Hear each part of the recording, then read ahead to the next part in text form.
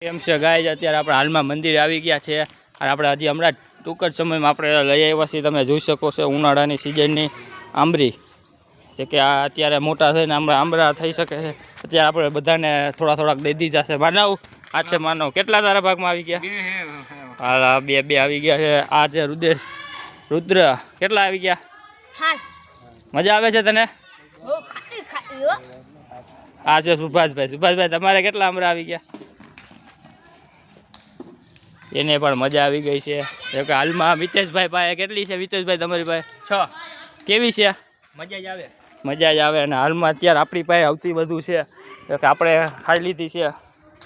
તમે જોઈ શકો છો આમળા